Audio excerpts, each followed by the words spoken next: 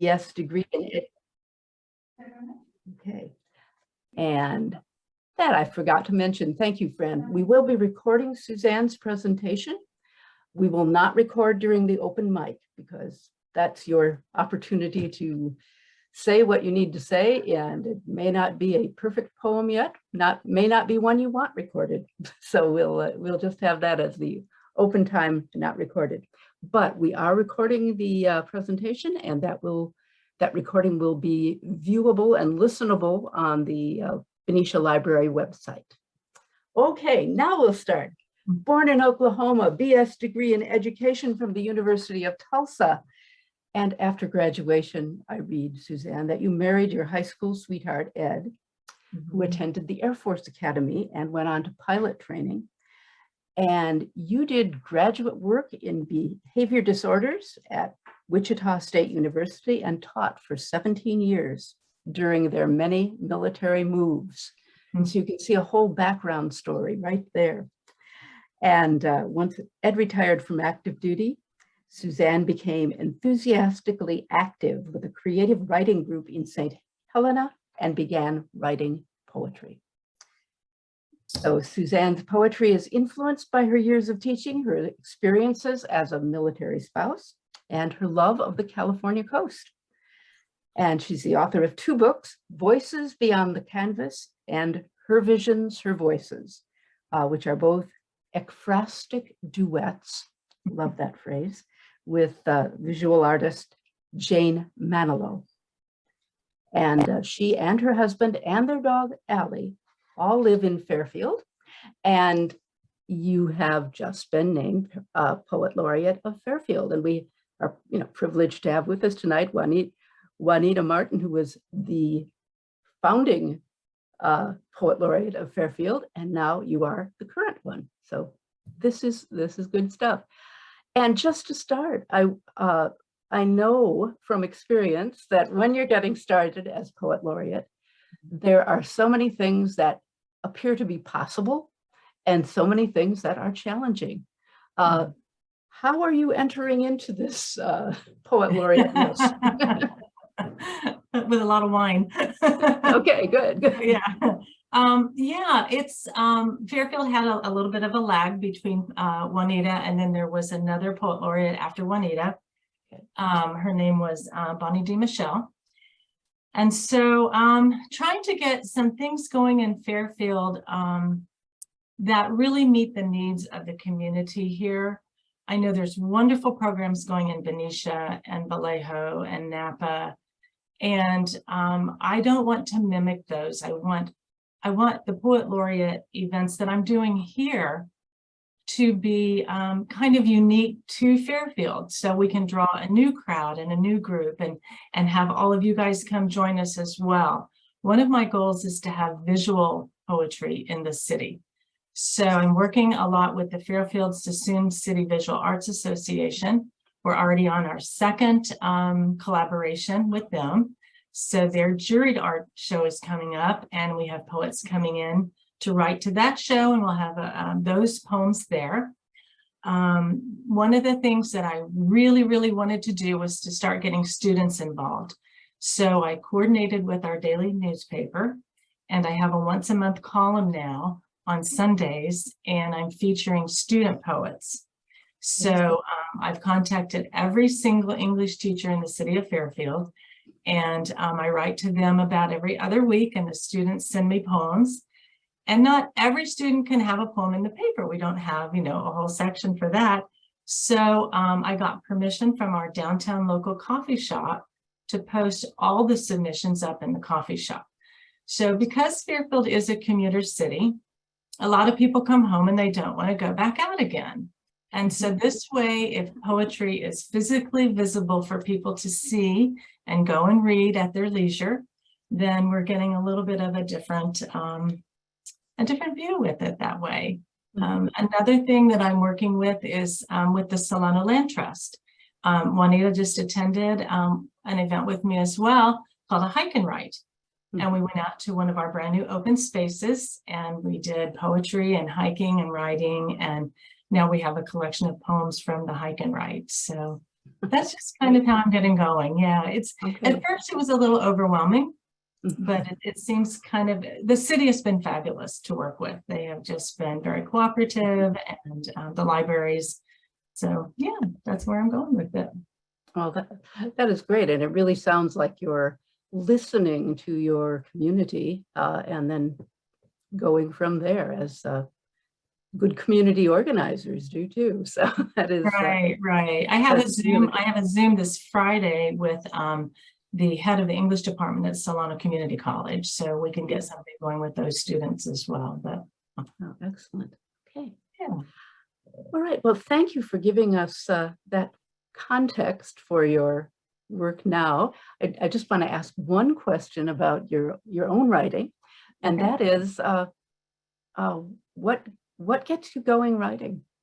What inspires you? Yeah.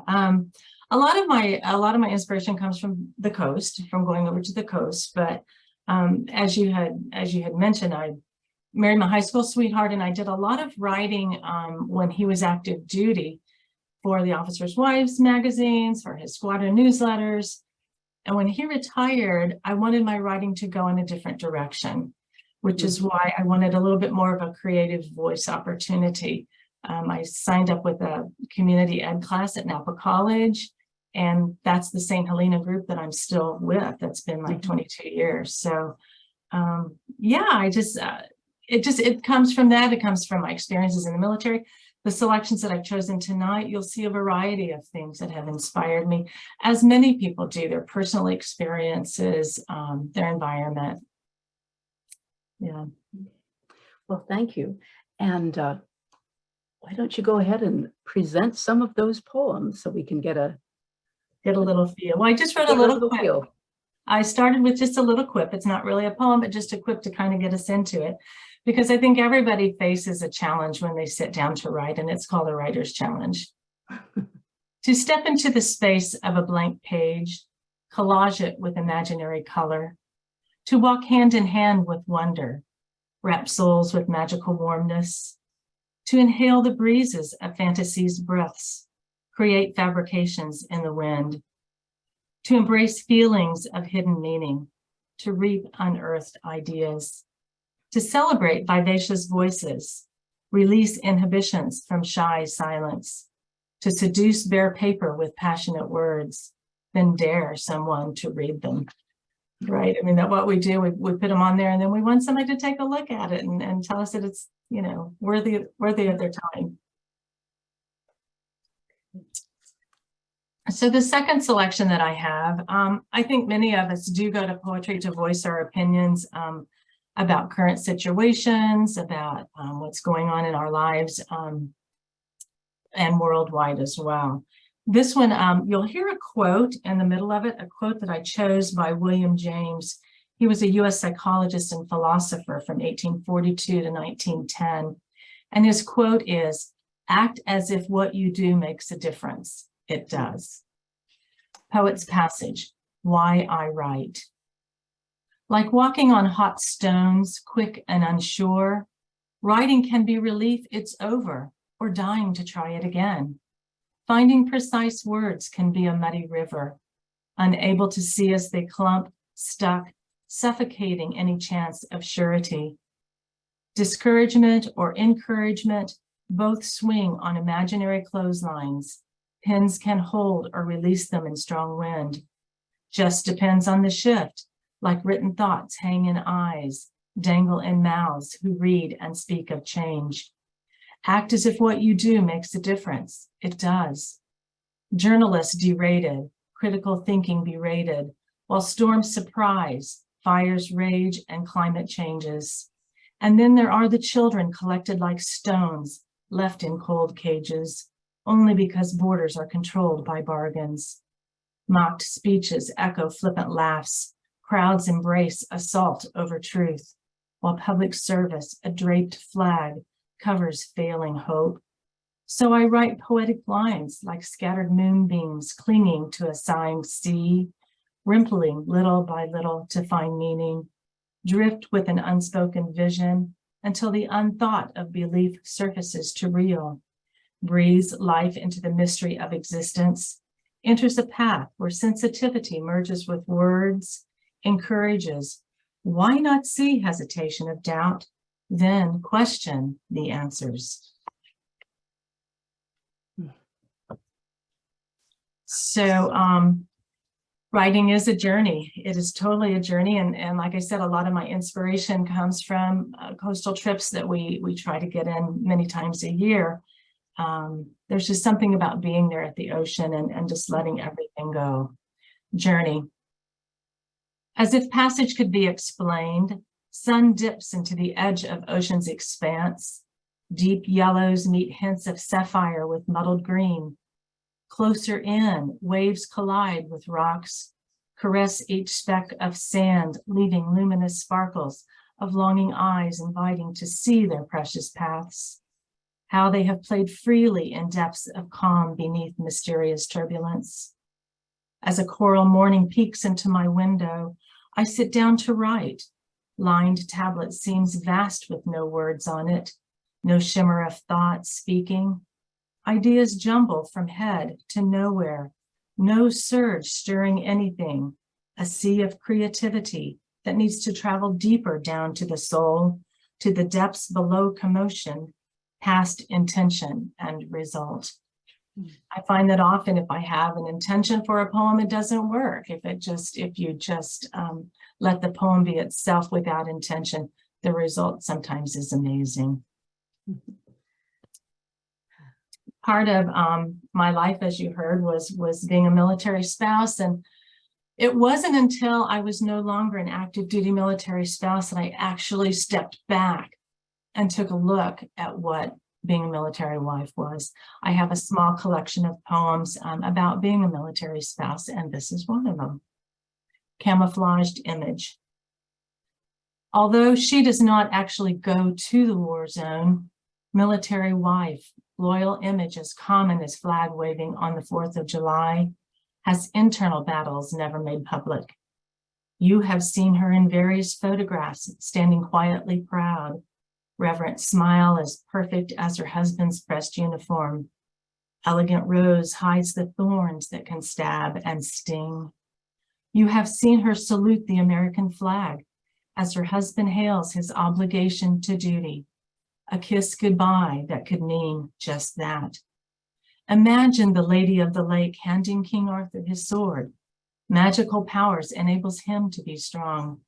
But like second string players, her feelings must stand on the sidelines. Hear her clock strike multi-hours, syncing home, school, kids, finances, yard, and oh yes, he must be deployed for 6 months to a year. Cloaked courage hides her love-hate feelings for his job, dousing doubts of why he must comply. Listen as she carries on with concealed strength, even though her image is camouflaged and her tongue is silent, her mouth is made of light.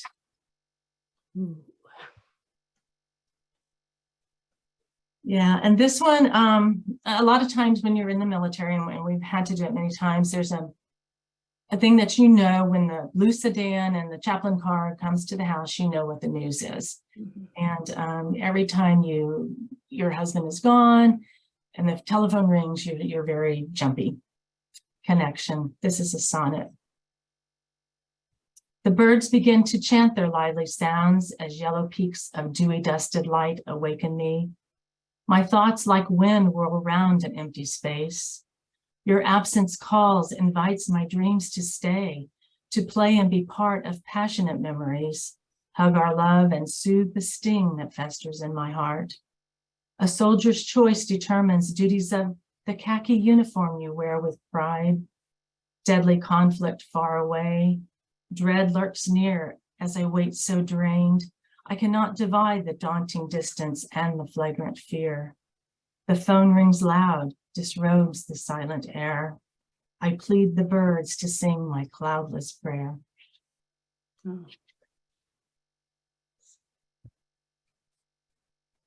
And moving on through my life, as like I said, a lot of us write about personal experience. And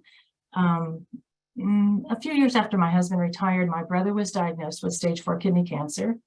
and passed, and I became then my parents' primary caretaker, long distance. They would not move from Oklahoma to here, so I made many, many trips back. But this particular trip, after I had driven to the airport and then I got on the plane, and it was quite an eye-opening flight. Turbulence. That morning when I prayed for undisturbed skies to greet me, instead was splashed by cold grayness of a deviled mist. My car's front windshield damp, stiff wipers quickly clicked, while dark thoughts converged as swiftly as they came. Your death, a brother gone, a song off key. Airport sounds echoed, stale music, slammed bags on conveyor belts. I stepped onto the plane as engines hummed like restless lions do, crouched, ready to pounce. But another story loomed. Grim storms roared back, tossing us around. The heavens flashed. I thought of you. Are life and death just merely states of mind? For in the clouds, I thought I saw you there. Oh, yes. And so then, moving on and becoming the caretaker of my parents long distance, you know, a lot of times when you're around people, you see you see their changes differently because you see them day to day or week to week. Mine sometimes would be months to months. And every time I'd go back, I'd see my parents in a different light. Epilogue. Once active, attentive, my parents now shuffle, then sit. Sip sweet tea on the back porch. Memories rest on weathered shelves, dusted off stories, help trophy selves shine from excavated youth. As if there is no attention to facts, only illusions that soothe current aches of body, of heart, while crickets blithely pulse in hot night air, sing as if there will be no winter. Crickets are a very big thing in Oklahoma in the summer. You hear them very, very strongly at night. And then my parents both passed. My mother just this past March, but I had to sell our family home, their home of 50 years. The last view, my Tulsa home. Death came with an unexpected hook, took elderly parents in slumbering night, one, then the other. 2 new stars fleck the sky. Morning awakens childhood memories. Our family home, not just a house, sits quiet, waits new hands to take hold of its helm. I delve into memories and visions roar. Dolls that sat on my single bed, who always listened, didn't complain at the 45s blaring, a full moon every night. I thought there could be no more views. My old room, pink walls, white furniture, shelves once filled with books, now bare. Dusty stories whisper, a princess never cries, tiaras always shine. As I try to listen, hear the images attempt to stay alive. Mirror, mirror, no longer on the wall, light from the window now dim, but beats of the cuckoo clock. Yes, I hear, or is it my crazed heart bellowing red, since I have only 1 hour left before I must leave?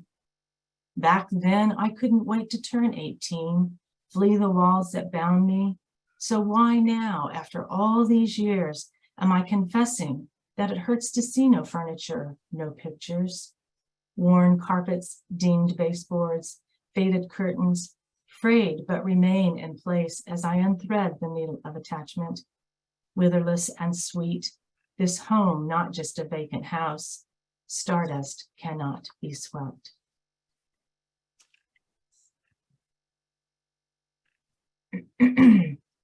And then going through old photographs and things that you cherish now more than anything, black and white photographs and little trinkets and things. My mother's father died when my mother was 12, so I never met him. But this is a poem about him. Granddad Sandy. Granddad Sandy, grandfather, whose life ended 20 years before mine began.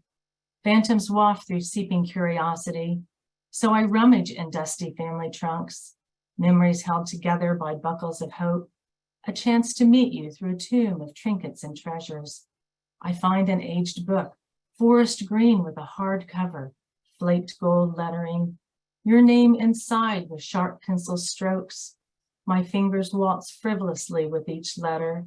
In a suede blue oblong case lies your silver wire spectacles, the ones with distinctly curved earpieces. I put them on. My heart races like a runner's high as objects slowly focus, stunned euphoria, like seeing for the first time a shooting star. I recognize my prescription. Silent commotion continues as I unwrap your picture. Tissue crinkles like footsteps shuffling through dry leaves. Your eyes shine kindness, and our connection begins to breathe.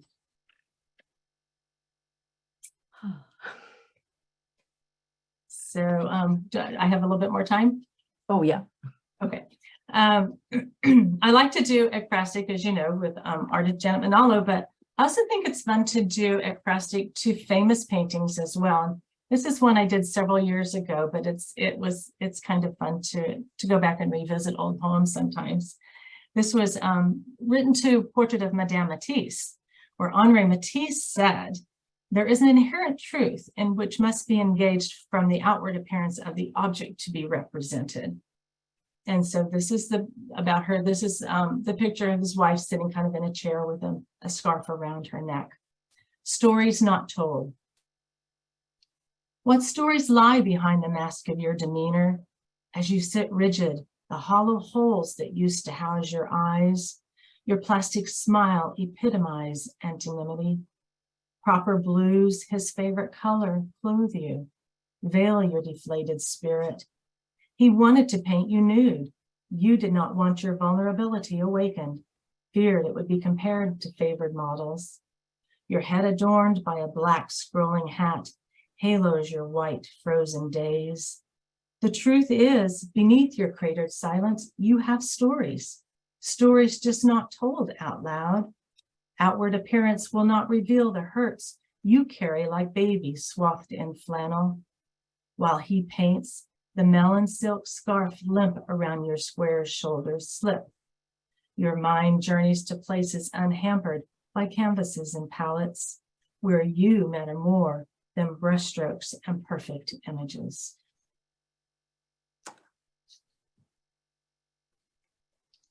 So I'll do a couple more.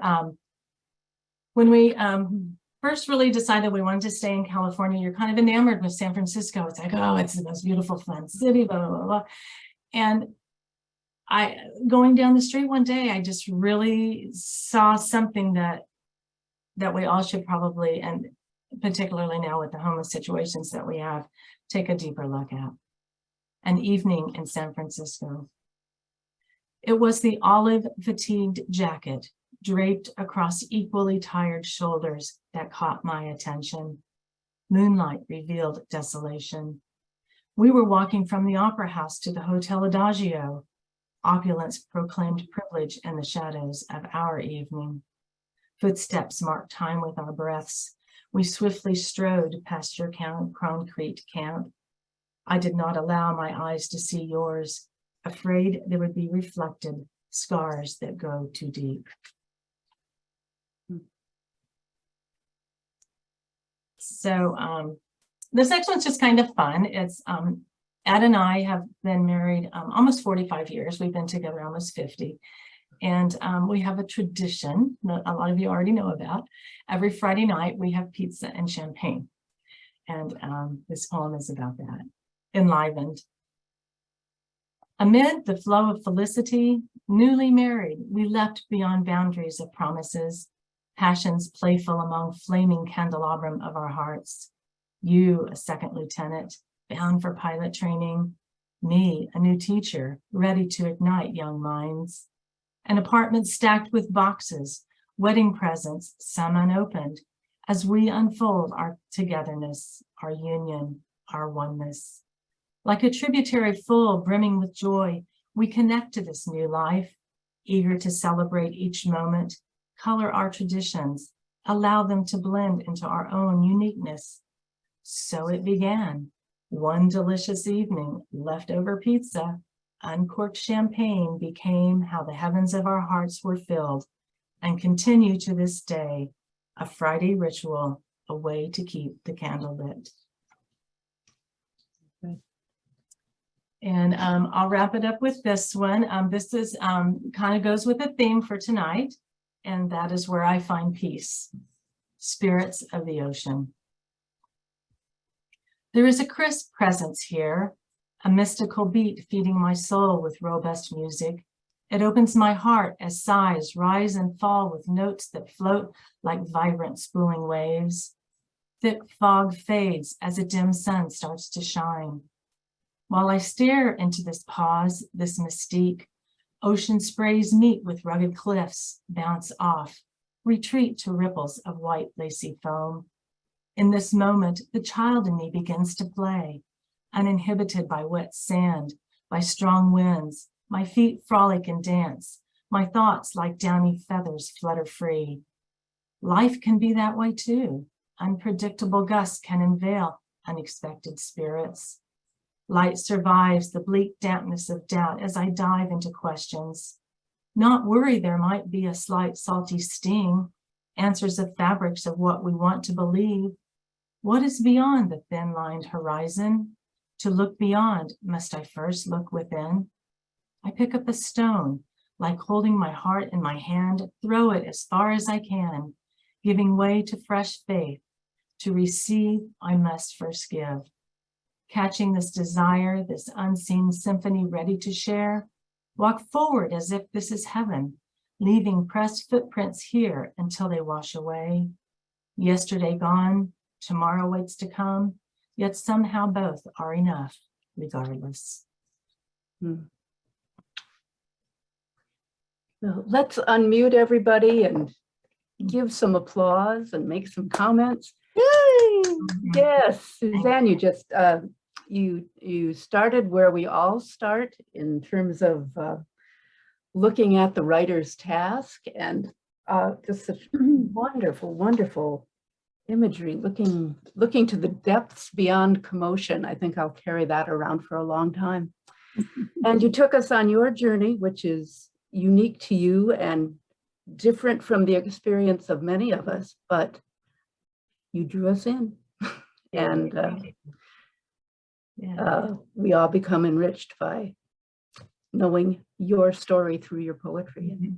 Really, thank you. Thank you. Thank you. Thank you for this opportunity to share it. It's I really appreciate it. Yes. And I really love comments, but I really love the universality that I could connect with so many of your poems. And then this specificity of your own journey is really a wonderful contrast. And you put it together so beautifully with the connecting comments in between. Really lovely, Suzanne. Thank you. Thank you. Well, I think sometimes writing, is it's a cathartic way to say, to work through an experience, good or bad, happy or sad. It doesn't really matter. It's nice to have that opportunity to do it creatively and and play with it. Yeah, play with it. Go ahead, Sherry. Suzanne, was your prescription, your eyeglass prescription, just like your grandfather's? Well, that was a little bit of poetic license. Oh, okay. Sorry, It was pretty close. Close enough to give you pause. That's right. Yeah. Realized that I commented on that, and going back and looking at the chat my hurried fingers said subscription instead of prescription. Well, it might be that too. I like the way so many of your poems have a little bit of a somber part to them, but you always turn it on its head and turn, well, not, I won't say always, but you often turn it on its head and make it into something special, into a blessing, like the poem Turbulence, where you see your brother in the storm. That's just, I think that's a really unique talent. Brava. Thank you. Thank you very much. Yeah, yeah, it's, I don't want to say it's like the rosy colored glasses thing, but I think that that's important to find something good in even adverse situations. That's how we get through them. What I really enjoy about your poetry, Suzanne, is how much balance there is in it. You know, there's the private journey that is yours alone, which is different from probably many of ours, but you know, there's a universality in everything. And you know what Becky was just talking about, there's always a little sadness and there's always a little joy. And you know, because life is about balance. It's never, you know, either a picnic or a walk through hell. You know, it's if you broaden your perspective, I really appreciate about your poetry. Thank you very much. Yeah, I think some of the balance comes from yoga class. There you go. And yet yoga class can bring pain too. So. Yes, for sure. Yeah. I love the tradition you have of the pizza and champagne on Fridays. That's just wonderful. Yeah, it's been fun. It was funny because it literally, we were unpacking in our first apartment and it was a Friday night. We're like, we don't have anything to eat. Oh yeah, there's nothing for pizza. And oh, there's some champagne. Well, why not? Solve the problem. So we just kept it up every Friday. And let's see, Suzanne, I really liked your take on the military wife. It's I do a lot of work in my practice with military families. Oh, I okay. think that the military wife is a really important voice and a very interesting area. And it was really great to hear that, Suzanne. Thank you. But very well done as well. Thank you. Yeah, I can remember when my husband was on the Coral Sea and it was the Vietnam War. Mhm. It was Mhm. distance. Yeah, absolutely. Absolutely. Yeah. And this was all before cell phones and, you know, text Email. messages and, you know, it was like we had what was called Audubon. You probably remember this, Carol. We had Audubon calls and we were allowed 15 minutes once a week if we were lucky. And that would be like, you'd be yelling, hello, hello, hello, I love you too. Not necessarily from a ship, though. Yeah. He wasn't on the plane then. He was on the ground, but He was on the ship that went to do all that war well, stuff. he was, yeah. My husband was a pilot, and so it would be when he would land, and yeah, and they were always recorded too, so you knew somebody was listening. That was such a joy. Wow. Yeah. Ooh, details. Okay, well, again, thank you so much, Suzanne. And I think we really all look forward to joining in with the activities and the plans that you put into reality for your position as Poet Laureate of Fairfield. And many of us already have good experience of working with you and Thank you. doing programs with you, and I know that I've had a lot of good role models to watch, so definitely. All right, thank you. Okay, we're going to stop recording now and go into our